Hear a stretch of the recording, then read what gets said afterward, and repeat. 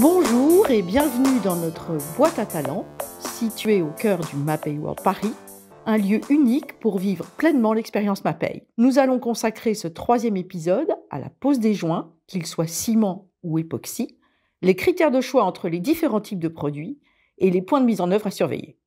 Je reçois donc pour en parler Pauline Laurent, qui est architecte d'intérieur à la tête de son entreprise Bac Intérieur et qui nous expliquera l'importance des joints pour bien parfaire un chantier sur le plan esthétique, au-delà de la simple problématique d'étanchéité. Je reçois également Emmanuel Lacombe, qui est responsable de Mapei Academy, notre centre de formation. Bonjour à tous les deux. Bonjour, la voix du Mapei World.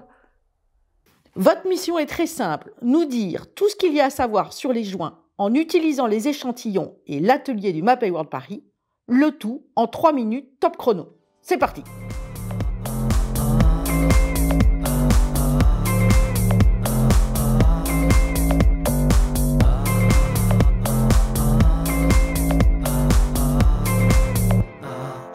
Hello, me revoilà.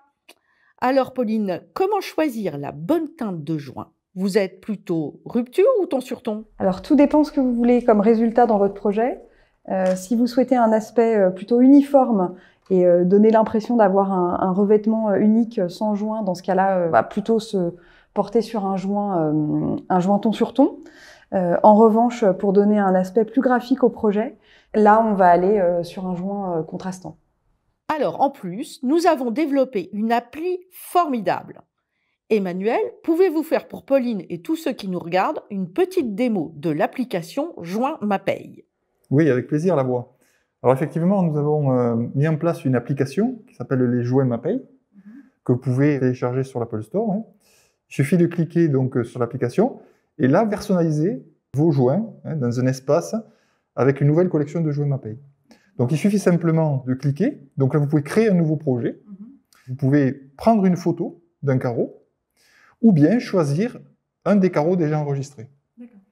Donc, si vous prenez par exemple un carreau, vous créez votre projet. Et là, donc on vous propose plusieurs coloris. Vous pouvez faire le zoom sur les carreaux. Vous pouvez augmenter ou diminuer la largeur des joints. Vous sélectionnez en fonction ensuite un produit. Et là, en fonction de l'environnement auquel le joint est soumis, l'application va vous proposer par exemple le Kerapoxy Easy Design, produit que l'on verra tout à l'heure en application. Et en fonction des caractéristiques que vous avez données, vous aurez la fiche technique que vous pourrez télécharger et calculer bien sûr la consommation. Emmanuel, comment faire son choix entre une base ciment et une base époxy? Alors techniquement, ça dépend de l'environnement auquel le joint et les carreaux sont soumis. Quand vous allez vous retrouver dans une ambiance agressive avec des lavages fréquents, avec des produits, je pense à des produits acides, là on va plutôt s'orienter vers des produits époxy. Et le Kerapoxy Easy Design, dans sa collection avec les 41 teintes, répond parfaitement à cette exigence-là. On passe à l'atelier pour une démonstration? Allez, on y va.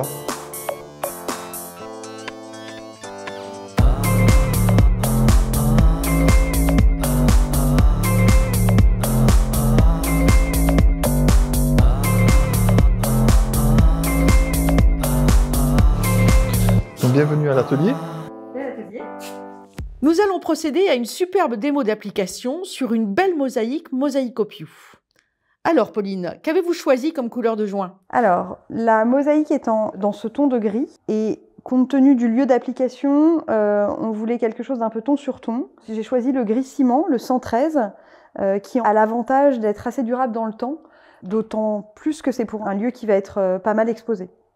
Place à la démo, top, c'est parti. Parfait. Alors l'application, vous allez voir, c'est un jeu d'enfant. La première étape, c'est comme à la cuisine, on va se protéger, donc on va mettre des gants et lunettes. Pour l'instant, rien de compliqué. Donc le Kerapoxy Easy Design est un produit bicomposant, un kit de 3 kg, qui s'ouvre facilement.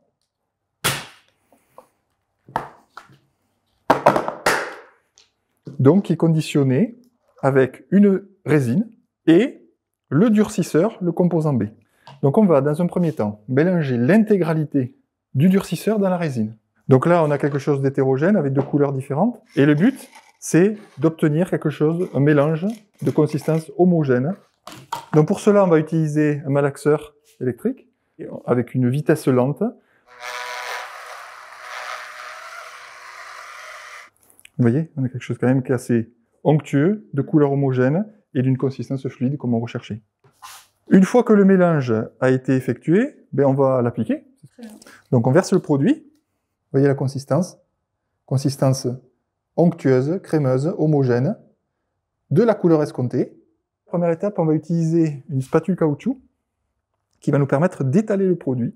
Donc pour ça, on va faire pénétrer le produit jamais parallèlement au joint, mais toujours à 45 degrés, pour pas creuser le joint, d'une part, et puis on va donner un certain angle à la spatule pour justement que le produit pénètre bien dans les espaces. Vous voyez, c'est très simple, au niveau application, on voit quand même qu'on a un produit qui est homogène. Donc vous voyez qu'il n'y a vraiment aucune difficulté particulière. Donc on va, dans un premier temps, vous voyez, appliquer pour rendre une surface propre, homogène, et enlever l'excédent.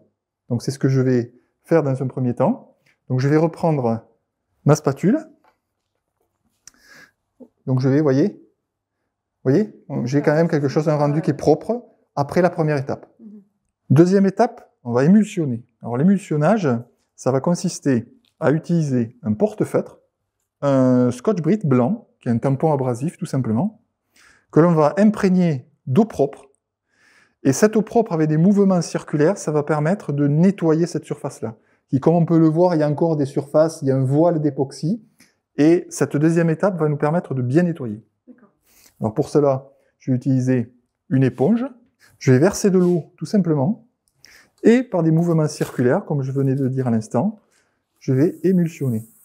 Alors pourquoi ce terme-là? Parce que, en fait, il va se créer avec le mélange de l'eau et de l'époxy, un résidu du nettoyage. Et la troisième étape, je vais reprendre ma taloche de tout à l'heure, qu'on aura préalablement nettoyée, et je vais, toujours à 45 degrés, je vais venir nettoyer ma surface pour éliminer ce voile et cette espèce de laitance. Donc dernière étape maintenant, avec une éponge naturelle, imprégnée d'eau, pour venir nettoyer la surface. Et là, on va se rendre compte quand même qu'on a quelque chose, un rendu très propre. Voilà, c'est magnifique. Vous avez super bien travaillé tous les deux. Quel temps de séchage faut-il respecter, Emmanuel? Alors, avant de répondre par rapport au temps de séchage, je parlerai d'abord de l'ouvrabilité. Comme on l'a vu avec Pauline, le Carapoxy Easy Design, c'est un mortier époxy qui, du fait d'une facilité de mise en œuvre et une facilité de nettoyage, a une ouvrabilité de 3/4 d'heure à 20 degrés. Donc ça donne du confort à l'applicateur pour la mise en œuvre. Après, pour répondre à la question de la voie, je dirais que c'est des joints qui durcissent, qui polymérisent, comme on dit avec les résines, au bout d'1 jour. Donc il faut attendre 24 heures à 20 degrés avant l'ouverture au passage. Et avec un pot de 3 kg, quelle est la surface que je peux recouvrir? Alors, la consommation par rapport à un kit de 3 kg dépend du format des carreaux, de l'épaisseur des carreaux, de la largeur des joints. Alors, compte tenu de ces très belles mosaïques, il va falloir partir avec un kit de 3 kg, on va pouvoir faire à peu près 1 mètre carré. Et c'est sûr que plus on va avoir de joints, et plus il y aura une consommation importante. Merci. Avec plaisir.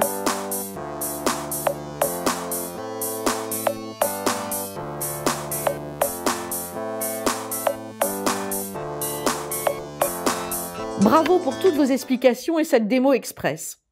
Juste, si vous deviez insister chacun sur un sujet concernant les joints, lequel choisiriez-vous?